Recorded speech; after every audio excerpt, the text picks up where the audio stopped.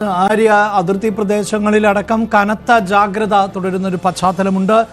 നേരത്തെ ആര്യ സൂചിപ്പിച്ചതുമായി ബന്ധപ്പെട്ട് ഇപ്പോൾ ചേർത്ത് വെക്കേണ്ട മറ്റൊരു വാർത്ത എന്നത് ഈ പൂഞ്ച് മേഖലയിലെ ഗുരുദ്വാരകൾക്ക് നേരെ ആക്രമണം ഉണ്ടാകുന്നു എന്നുള്ളതാണ്. അത് ആര്യ വളരെ പ്രധാനപ്പെട്ട ഒന്നാണ്. അതായത് ആര്യ തന്നെ സൂചിപ്പിച്ചു, അതായത് പഹൽഗാമിൽ നടന്ന ഭീകരാക്രമണം, ആ ആക്രമണത്തിന്റെ സ്വഭാവം എന്നത് ഓരോരുത്തരോടും അവരുടെ ജാതി എന്ത് എന്ന് ചോദിച്ച, മതം എന്ത് എന്ന് ക്ഷമിക്കണം ചോദിച്ചുകൊണ്ടുള്ള ഒരു ആക്രമണം ആയിരുന്നു. അങ്ങനെ മാറുന്നു എന്ന് മാത്രവുമല്ല, അല്പസമയം മുമ്പ് സജിത്ത് റിപ്പോർട്ട് ചെയ്യുമ്പോൾ അവിടെ നിന്ന് ഉള്ള പ്രതികരണത്തിൽ അവിടുത്തെ ആരാധനാലയം ആക്രമിക്കപ്പെടുന്നു. അതാണ് വ്യക്തമാക്കിയത്. അത് കൃത്യമായി മോസ്ക് എന്ന് പറയുന്നു. അതിന് തിരിച്ചടി എന്ന നിലയിലേക്ക് ഇതാ ഇന്ത്യയിലെ ഗുരുദ്വാരകൾ, അവിടെ കൃത്യമായൊരു സ്പർദ്ധ ഉണ്ടാക്കുക എന്നുള്ളതാണ്. അതിലൂടെ ഒരു വികാരം മെനഞ്ഞെടുക്കേണ്ടത് പാകിസ്ഥാന്റെ ആവശ്യമാണ്. കാരണം ഞാൻ നേരത്തെ സൂചിപ്പിച്ചത് ഡെയിലി മെയിൽ റിപ്പോർട്ട് ചെയ്തു ഈ സൈനിക നീക്കം എന്നുള്ളതാണ്. ആ ആർട്ടിക്കിളിൽ തന്നെ പറയുന്ന ഒന്നുണ്ട്. അതായത് ഈ റേറ്റിംഗ് ഏജൻസികളുണ്ടല്ലോ, അന്താരാഷ്ട്ര റേറ്റിംഗ് ഏജൻസികൾ ഓരോ രാജ്യത്ത് നിന്നുള്ള റിപ്പോർട്ട് പുറത്തുവിടുമ്പോൾ വളരെ കൗതുകമുണ്ടാക്കുന്ന വിലക്കയറ്റം ആണിപ്പോൾ പാകിസ്ഥാനിൽ നേരിട്ടുകൊണ്ടിരിക്കുന്നത്. അത് അങ്ങേയറ്റം ഞെട്ടിപ്പിക്കുന്ന ഒന്നാണ്. 1 കിലോ പഞ്ചസാരയ്ക്ക് 180 രൂപയാണ്. ഇപ്പോൾ ഇന്ത്യയുമായി ഭൂമിശാസ്ത്രപരമായും ജീവിത രീതിയിലും ഒക്കെ ഏതാണ്ട് ഒരേ സ്വഭാവമുള്ള രാജ്യമാണ് പാകിസ്ഥാൻ. അവിടെ 1 കിലോ നെയ്ക്ക് 3000 രൂപ നൽകേണ്ടി വരുന്നു. 1 കിലോ കോഴിയിറച്ചിക്ക് 1200 രൂപ വില നൽകേണ്ടി വരുന്നു. 1 കിലോ അരിക്ക് 340 രൂപ വില നൽകേണ്ടി വരുന്നു. അത്രമേൽ വലിയ വിലക്കയറ്റം ആണ് ആ രാജ്യം നേരിടുന്നത്. അപ്പോൾ അങ്ങനെയുള്ള വികാരങ്ങളെ അല്ലെങ്കിൽ പ്രതിഷേധങ്ങളെ, സർക്കാർ വിരുദ്ധതയെ നിമിഷം കൊണ്ട് മതം പറഞ്ഞുകൊണ്ട്, ജാതി പറഞ്ഞുകൊണ്ട് മാറ്റിയെടുക്കാൻ അവർക്ക് സാധിക്കും. ആ രാജ്യത്തിൻ്റെ ഒരു പ്രത്യേകത, അതൊരു മതരാഷ്ട്രം കൂടിയാണ്. അപ്പോൾ ആ മതങ്ങൾ തമ്മിലുള്ള ഏറ്റുമുട്ടൽ എന്ന പ്രതീതി സൃഷ്ടിക്കുവാൻ കൂടി വളരെ കൃത്യമായി പാകിസ്ഥാൻ ശ്രമിക്കുന്നുണ്ട്. അതുകൊണ്ട് വേണം, അങ്ങനെയല്ലേ രാകേഷ് നമുക്ക് മനസ്സിലാക്കേണ്ടത്, അതായത് കൃത്യമായി ഇന്ത്യയിലെ ഗുരുദ്വാരകൾ അടക്കം ലക്ഷ്യം വെച്ചുകൊണ്ടുള്ള ലേക്ക് വരുന്നതിന് മുമ്പ് നമുക്ക് ആ ഗുരുദ്വാരയിൽ ആക്രമണം നടന്ന പശ്ചാത്തലത്തിൽ ഒരു പ്രതികരണം വരുന്നുണ്ട്. ആ പ്രതികരണത്തിലേക്ക് പോയതിനു ശേഷം മടങ്ങിയെത്താം. आज एक बहुत ही दुखद घटना सुनने में आई और नापाक पाकिस्तान ने बौखलाहट में कायरतापूर्ण से जो उसने गुरु घर पे अटैक किया वो बहुत निंदनीय है. उसकी जितनी पुरजोर निंदा की जाए वो थोड़ी है. उसमें हमारे एक इराकी साहिबान 3 सिख भाई शहीद हुए हैं और उस स्थान पे उसने अटैक किया है जो सांझी वार्ता का स्थान है, जहाँ से ये संदेश आता है, अव्वल अल्लाह नूर उपाया कुदरत के सब बंदे, एक नूर ते सब जग उपजिया, कौन पले को मंदे, मानस की जात सबे एक पहचान वो. उसने बहुत ही कायरतापूर्ण हमला किया है. उसकी जितनी घोर निंदा की जाए वो थोड़ी है. अगर भारत ने आज अटैक किया है पाकिस्तान के ऊपर, तो उन आतंकवादी अड्डों पे, उन कैंपों पे हमला किया है जहां से आतंकवादियों को ट्रेनिंग देके भारत के लिए भेजा जाता था.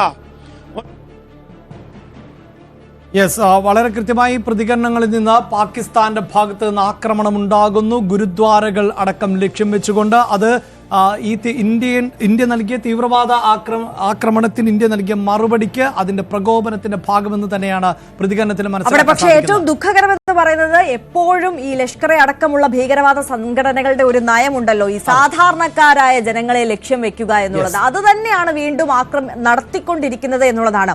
സൈനികമായ ഒരു താവളങ്ങളിലേക്കൊന്നും ആക്രമണം നടത്താനുള്ള കെൽപ്പ് എന്തായാലും പാകിസ്ഥാൻ പറയുന്നത് അതാണ്. ഞങ്ങളുടെ സൈന്യം വളരെ കരുത്തുള്ളതാണ്, ഞങ്ങൾക്ക് ആണവായുധങ്ങളുണ്ട്, അത് പ്രയോഗിക്കാം. പക്ഷേ അങ്ങനെ ഒരു സൈനികമായ ഏറ്റുമുട്ടലിന് ഇന്ത്യയും ഒരുക്കമാണ്.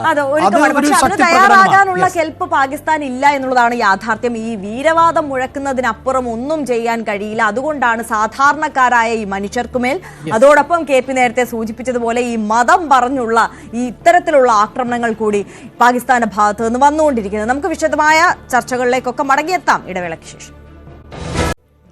അതിർത്തിയിൽ പ്രകോപനം തുടരുകയാണ് പാകിസ്ഥാൻ. അതിനെ ചെറുക്കാനും എല്ലാ സാഹചര്യങ്ങളെയും നേരിടാനും പൂർണ്ണമായും സജ്ജമായി ഇരിക്കുകയാണ് ഇന്ത്യ എന്നുള്ളത് നമുക്കറിയാവുന്ന കാര്യമാണ്. സംഘർഷം യുദ്ധത്തിലേക്ക് കടക്കാതിരിക്കാൻ ലോക രാജ്യങ്ങളുടെ ഇടപെടൽ തുടരുന്നുണ്ട്. അതിന്റെ വിശദാംശങ്ങളിലേക്കാണ് നമ്മൾ കടക്കുന്നത്.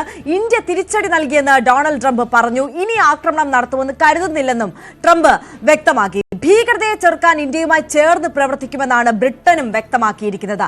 ആശങ്ക രേഖപ്പെടുത്തിയിരിക്കുന്നു UN. ഇന്ത്യയുമായി ആശയവിനിമയം ചൈനയും നടത്തിയിരിക്കുന്നു. അതിനിടെ ഇറാൻ വിദേശകാര്യമന്ത്രി അബ്ബാസ് അറങ്ചി ഇന്ത്യയിൽ എത്തിയിട്ടുണ്ട് എന്നുള്ളതാണ് മറ്റൊരു പ്രധാനപ്പെട്ട കാര്യം. നാഷണൽ ഡെസ്കിൽ നിന്ന് കിരൺ ബാബു കൂടി നമുക്കൊപ്പം ചേരുകയാണ്. കിരൺ, നമുക്കറിയാം ഇരവാദം നിരത്തിക്കൊണ്ട് പലതരത്തിലുള്ള കള്ളപ്രചരണങ്ങളിലൂടെയൊക്കെ ലോകത്തിന്റെ ഒക്കെ സഹതാപം പിടിച്ചു വാങ്ങാനൊക്കെ പാകിസ്ഥാൻ ശ്രമിക്കുന്നത് നമ്മൾ കണ്ടു. പക്ഷെ ആ പ്രചരണങ്ങളെ, കള്ളത്തരങ്ങളെ ഒക്കെ പൊളിച്ചടുക്കി ഇന്ത്യ കൈ കൊടുത്തിട്ടുമുണ്ട്. മാത്രവുമല്ല, അതേസമയം ഇന്ത്യക്ക് ലോകരാജ്യങ്ങളുടെ ഒക്കെ വലിയ പിന്തുണ ലഭിക്കുന്ന ഒരു സാഹചര്യവുമാണ്. ബ്രിട്ടൻ അടക്കം ഏത് ഭീകരവാദത്തെ എതിർക്കാനുള്ള ഏത് നീക്കത്തിനും പിന്തുണ അറിയിച്ചുകൊണ്ട് വരുന്നുണ്ട്, മുന്നിലോട്ട് വരുന്നുണ്ട്. ഇപ്പോൾ ഈ നിമിഷം വരുന്ന മറ്റ് പ്രധാനപ്പെട്ട ലോക രാജ്യങ്ങളുടെയൊക്കെ ഒരു പ്രതികരണം ഒന്ന് അവലോകനം നടത്തിയാൽ ഇത് എങ്ങനെയാണ്? മാത്രമല്ല, ഇറാന്റെ വിദേശകാര്യമന്ത്രി ഡൽഹിയിൽ എത്തിയിട്ടുണ്ടല്ലോ. ആ നീക്കത്തെയൊക്കെ നമ്മൾ ഏത് തരത്തിൽ നോക്കിക്കാണണം? ആര്യ, ലോകരാജ്യങ്ങളാകെ എടുത്തിരിക്കുന്ന ഒരു പൊതു നിലപാടെന്ന് പറഞ്ഞാൽ ഇന്ത്യ പാകിസ്ഥാൻ ഒരു യുദ്ധത്തിലേക്ക് പോകരുത്, രണ്ട് കൂട്ടരുടെ ഭാഗത്തും സംയമനം ഉണ്ടാകണം എന്നുള്ള ഒരു പൊതു നിലപാടാണ് പ്രധാനപ്പെട്ട രാജ്യങ്ങളൊക്കെ എടുത്തിരിക്കുന്നത്. പാകിസ്ഥാനെ അങ്ങനെ പ്രത്യേകിച്ച് അനുകൂലിക്കുന്ന ഒരു നിലപാടിലേക്ക് പോയാൽ ചൈനയുടെയോ തുർക്കിയുടെ ഭാഗത്തു നിന്ന് മാത്രമാണ് അത്തരത്തിലേക്ക് അവർ പോലും. എന്നാൽ ഒരു പരിധിക്കപ്പുറം അത്തരമൊരു നീക്കത്തിലേക്ക് പോയിട്ടില്ല എന്നത് ഇന്ത്യയെ സംബന്ധിച്ച് വലിയ പ്രതീക്ഷ നൽകുന്ന ഘടകമാണ്. മുൻകാലങ്ങളടക്കം അത്തരം മറിച്ച് നിലപാടുകളൊക്കെ എടുത്തിട്ടുള്ള രാജ്യമാണ് അമേരിക്ക. പക്ഷേ ട്രംപ് അടക്കം ഇത്തരമൊരു വിഷയത്തിൽ രണ്ട് രാജ്യങ്ങളുമായി ബന്ധമുണ്ടെന്ന് പറയുമ്പോഴും ഇന്ത്യയുടെ തിരിച്ചടിയെ ഏതെങ്കിലും തരത്തിൽ തള്ളിക്കളയാനോ ഇനി യുദ്ധത്തിലേക്ക് പോകരുത്, ഇനി ഇതുകൊണ്ട് അവസാനിപ്പിക്കണം രണ്ടു കൂട്ടരും എന്നുള്ള ഒരു നിലപാടിലേക്കാണ് അമേരിക്ക അടക്കം നീങ്ങുന്നത്. പ്രത്യേകിച്ച് ചൈനയുടെ നിലപാടാണ് ഇന്ത്യയെ സംബന്ധിച്ച് ഏറ്റവും പ്രധാനം. ഇന്ത്യയും പാകിസ്ഥാനും തമ്മിൽ സംഘർഷം വർദ്ധിച്ചാൽ 1970 മുതൽ ചൈനയും പാകിസ്ഥാനും തമ്മിൽ സവിശേഷമായ ബന്ധമുണ്ട്. പ്രധാനപ്പെട്ട യുദ്ധങ്ങളിലൊക്കെ ചൈനയുടെ സഹായമൊക്കെ പാകിസ്ഥാന് ലഭിക്കുകയും അത്തരം ഇന്റലിജൻസ് സഹായവും ആയുധ സഹായവും ഒക്കെ ലഭിക്കുന്ന രാജ്യമാണ്. പക്ഷേ ചൈന ഇക്കുറി പാകിസ്ഥാൻ അനുകൂലമായ നിലപാടുകൾ സ്വീകരിക്കുമ്പോഴും ഇന്ത്യയെ തള്ളിക്കളയാൻ തയ്യാറല്ല. പ്രത്യേകിച്ച് ചൈന US ഒരു താരിഫ് വാർ നിൽക്കുന്ന ഘട്ടത്തിൽ ഒരു കാരണവശാലും ഇന്ത്യയെ പൂർണ്ണമായും തള്ളിക്കളഞ്ഞ അല്ലെങ്കിൽ ഏതെങ്കിലും തരത്തിൽ ഇതിൽ നിന്ന് പിന്മാറണം എന്ന് ഇന്ത്യക്ക് മേൽ ഒരു സമ്മർദ്ദം ചെലുത്താനും ചൈന തയ്യാറല്ല. കാരണം ഇന്ത്യ ഇക്കാര്യത്തിൽ മറിച്ചൊരു നിലപാട് സ്വീകരിച്ചാൽ അമേരിക്കയുമായി കൂടുതൽ അടുക്കുന്ന നിലപാട് സ്വീകരിക്കുകയും അമേരിക്കയുടെ സഹായം തേടുകയും ഒക്കെ ചെയ്താൽ സ്വാഭാവികമായും ഇവിടെ ഭീഷണി നേരിടുന്നത് ചൈനയ്ക്കാവും. അതുകൊണ്ട് തന്നെ ചൈന മുൻകാലങ്ങളിലെ പോലെ ഒരു പ്രസ്താവനയ്ക്ക് അപ്പുറത്തേക്ക് കാർഗിൽ യുദ്ധമുണ്ടായ സമയത്തുമൊക്കെ ചൈന ബലാക്കോട്ടിൽ ഇന്ത്യ ആക്രമണം നടത്തിയ സമയത്തുമൊക്കെ ഒരു പ്രസ്താവനയ്ക്ക് അപ്പുറത്തേക്ക് മറ്റേതെങ്കിലും നീക്കത്തിലേക്ക് ചൈന കടന്നിരുന്നില്ല. ഇക്കുറിയും ചൈനയുടെ നീക്കങ്ങൾ ആ പ്രസ്താവന കൊണ്ട് അവസാനിക്കുമെന്ന് തന്നെയാണ് വിദേശകാര്യ വിദഗ്ധരടക്കം വിലയിരുത്തുന്നത്. കാരണം മുൻകാലങ്ങളെക്കാൾ കൂടുതൽ ചൈന പ്രതിരോധത്തിൽ നിൽക്കുകയാണ്. US-ഉമായുള്ള വലിയ താരിഫ് വാർ നിൽക്കുന്നു. ഇന്ത്യയെ പോലെ ചൈനയിലെ US കഴിഞ്ഞാൽ ഏറ്റവും പ്രധാനപ്പെട്ട വിപണിയാണ് ഇന്ത്യ. ഇന്ത്യയെയും ശത്രുപക്ഷത്തേക്ക് തള്ളിയിടാൻ ചൈന ഒരിക്കലും ആഗ്രഹിക്കുന്നില്ല. എന്നാൽ ദീർഘകാലമായി അവരുടെ അലയായി നിൽക്കുന്ന അവരുടെ ജിയോ പൊളിറ്റിക്സ് താല്പര്യങ്ങളൊക്കെ സംരക്ഷിക്കുന്ന പാകിസ്ഥാനെ തള്ളിക്കളയാൻ തയ്യാറായില്ല എന്നുള്ള നിലപാടാണ്. പ്രസ്താവനയ്ക്കപ്പുറം മറ്റേതെങ്കിലും ഒരു നിലപാടിലേക്ക് ചൈന പോകും എന്ന് തൽക്കാലം ഇന്ത്യ എന്തായാലും പ്രതീക്ഷിക്കുന്നില്ല. അമേരിക്കയുടെ ഭാഗത്തു നിന്നും അത്തരമൊരു ഇടപെടൽ തന്നെയാണ്. ഈ രണ്ട് രാജ്യങ്ങളും അവസാനിപ്പിക്കണം, യുദ്ധം അവസാനിപ്പിക്കണം, യുദ്ധത്തിലേക്ക് നീങ്ങരുത്, പോരാട്ടം അവസാനിപ്പിക്കണം, വെടിനിർത്തലിലേക്ക് പോകണം എന്നൊക്കെ പറയുന്നതിനപ്പുറത്തേക്ക് മറ്റൊരു നിലപാട് ചൈനയുടെ ഭാഗത്തു നിന്നും ഉണ്ടാകും എന്ന് ഇന്ത്യ പ്രതീക്ഷിക്കുന്നില്ല. പ്രധാനപ്പെട്ട രണ്ട് ശക്തികൾ, ലോകത്തെ രണ്ട് പ്രധാനപ്പെട്ട ശക്തികളുടെ നിലപാട് ഇത് തന്നെയാണ്. ഇന്ത്യക്ക് അങ്ങനെ എതിരാണ്, പൂർണ്ണമായും എതിരാണ് ആഗോള സാഹചര്യത്തിൽ നിന്ന് പറയാനാവില്ല. മറ്റൊന്ന് റഷ്യയാണ്. എല്ലാ കാലത്തും ഇന്ത്യക്ക് യുദ്ധമുണ്ടായ ഘട്ടത്തിലെല്ലാം ഇന്ത്യക്കൊപ്പം ഏതെങ്കിലും ഒരു രാജ്യം ഉറച്ച നിലപാട് സ്വീകരിച്ച് ഇന്ത്യക്ക് പിന്തുണ നൽകിയിട്ടുണ്ടെങ്കിൽ, അല്ലെങ്കിൽ കശ്മീർ വിഷയത്തിലടക്കം ഇന്ത്യക്ക് ഉറച്ച പിന്തുണ നൽകിയിട്ടുണ്ടെങ്കിൽ അത് റഷ്യയാണ്. ആ നിലപാട് റഷ്യ എന്തായാലും ഇപ്പോഴും തുടരുന്നുണ്ട്. റഷ്യയും അങ്ങനെ ഏതെങ്കിലും തരത്തിൽ ഈ ഒരു യുദ്ധത്തിലേക്ക് പോകണമെന്നുള്ളത്, റഷ്യ യുക്രൈൻ യുദ്ധമൊക്കെ വർഷങ്ങളായി ഇപ്പോൾ നടന്നുകൊണ്ടിരിക്കുകയും അവരുടെ സൈനിക സാഹചര്യമൊക്കെ അത്ര മെച്ചപ്പെട്ടതല്ല. അവരും വലിയ വെല്ലുവിളികൾ നേരിട്ടുകൊണ്ടിരിക്കുകയാണ്. ആ രാജ്യമായാൽ പോലും അങ്ങനെ ലോകത്തെ പ്രധാനപ്പെട്ട 1, 2, 3 പ്രധാനപ്പെട്ട ഈ 3 ശക്തികളുടെ വിഷയത്തിലും അവർ ഇന്ത്യക്കെതിരായ ഒരു നിലപാടിലേക്ക് നീങ്ങുന്നില്ല എന്നുള്ളത് ഇന്ത്യയെ സംബന്ധിച്ച് ലോകരാജ്യങ്ങളുടെ മുന്നിൽ നയതന്ത്ര ബന്ധത്തിലൂടെ ഇന്ത്യക്ക് വിഷയങ്ങൾ ബോധ്യപ്പെടുത്താനും പാകിസ്ഥാൻ ഇപ്പോൾ ഇന്ത്യ പ്രധാനമായും ഇന്നലെ തന്നെ അമേരിക്കയുമായും ഫ്രാൻസുമായും ഇറ്റലിയുമായും UK-യുമായിട്ടുമെല്ലാം റഷ്യയുമായിട്ടുമെല്ലാം ഇന്നലെ നയതന്ത്ര പ്രതികൾ ആശയവിനിമയം നടത്തിയിരുന്നു. ഇന്ത്യ ഇങ്ങനെ ഒരു ആക്രമണം ഇന്നലെ രാത്രി നടത്തുന്നതിന് മുമ്പ് അജിത് ഡോവലും അമേരിക്കൻ വിദേശകാരുടെ താൽക്കാലിക ചുമതലയുള്ള സെക്രട്ടറിയുമായും ദീർഘനേരം ടെലിഫോൺ സംഭാഷണം നടത്തിയിരുന്നുവെന്ന് ഇന്ത്യയും അമേരിക്ക സ്ഥിരീകരിക്കുന്നുണ്ട്.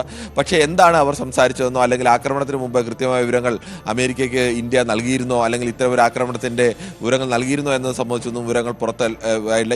ഇരു രാജ്യങ്ങളിലെയും ദേശീയ സുരക്ഷാ ഉപദേഷ്ടാക്കൾ തമ്മിലാണ് സംഭാഷണം ഉണ്ടായത്. പക്ഷേ അങ്ങനെ ഒരു പ്രധാനപ്പെട്ട ആക്രമണത്തിലേക്ക് ഇന്ത്യ നീങ്ങുന്നതിന് തൊട്ടു മുമ്പ് അമേരിക്കയിലെ ദേശീയ സുരക്ഷാ ഉപദേഷ്ടാവുമായി ഇന്ത്യ ഇന്ത്യൻ ദേശീയ സുരക്ഷാ ഉപദേഷ്ടാവ് അജിത് ഡോവൽ സംസാരിക്കുന്നത് സ്വാഭാവികമായും പ്രതീക്ഷിക്കപ്പെടുന്നത് ഇത്തരമൊരു ആക്രമണത്തിലേക്ക് ഇന്ത്യ നീങ്ങുകയാണ്, ഇന്ത്യ എന്തുകൊണ്ടാണ് ഇത്തരമൊരു തിരിച്ചടി നൽകുന്നത് എന്നുള്ള ഒരു നിലപാട് വ്യക്തമാക്കൽ